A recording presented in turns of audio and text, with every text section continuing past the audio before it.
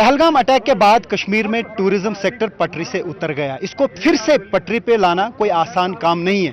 Brick by brick इसे फिर से जोड़ना होगा और उमर अब्दुल्ला निकले हैं इस मिशन के लिए। कल पहलगाम में एक कैबिनेट मीटिंग हुई, पहली बार आउट ऑफ श्रीनगर या out of Jammu cabinet meeting हुई, और आज गुलमर्ग में इन्होंने एक मीटिंग की जिसमें कैबिनेट मिनिस्टर्स और एडमिनिस्ट्रेटिव सेक्रेटरीज ने शिरकत की। गर्ज यह है कि टूरिज्म सेक्टर को फिर से रिवाइव किया जाए। उमर साहब, मीटिंग्स हुई, क्या मनसूबा है, किस तरीके का प्लान आप एक्सप्लोर करना चाहते हैं जिससे फिर से टूरिज्म सेक्टर जो है पटरी पे आ जाए? सर, प्लान तो यही है कि हम न सिर्फ बात करें बल्कि दिखाएं खुद आके कि जम्मू कश्मीर और ख़ासकर कश्मीर जो है वो टूरिज़म के लिए बंद नहीं है।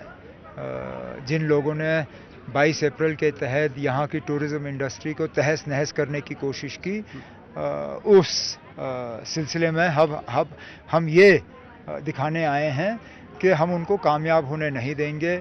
हम इस तरह के हमलों को हम इजाज़त नहीं देंगे कि वो हमें अपने मिशन से या हम अपने मकसद से जो है वो हटा दें।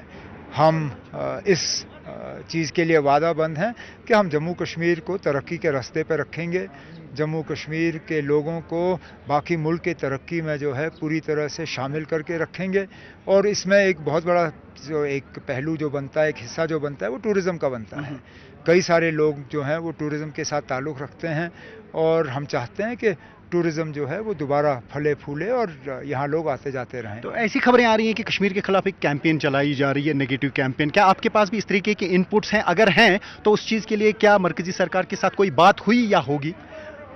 बदकिस्मती से जब मैं पिछले दिनों दिल्ली में था नीति आयोग की मीटिंग के लिए, उस वक्त मेरे पास ये खबर थी नहीं तो मैं फौरी तौर उस वक्त होम मिनिस्टर साहब और प्राइम मिनिस्टर साहब से इसके बारे में जिक्र करता। लेकिन कल पहलगाम में ये खबर मुझ तक पहुंची और आज लगातार इसका यहाँ पे जिक्र हो रहा है। पहली बात तो ये कि जनाब, जो लोग ये कैंपेन चला रहे हैं वो इस मुल्क के खैर खा नहीं हैं।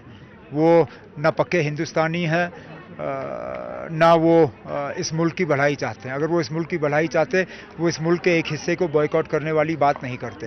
वो इस मुल्क के दुश्मन हैं, वो इस मुल्क के साथ किसी तरह का लगाव नहीं रखते।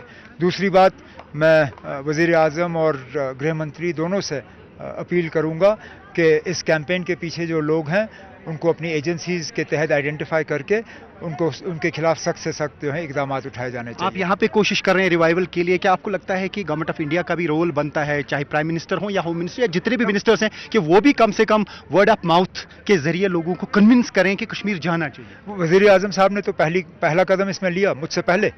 मैंने तो उसके बाद जो है सिलसिला शुरू किया।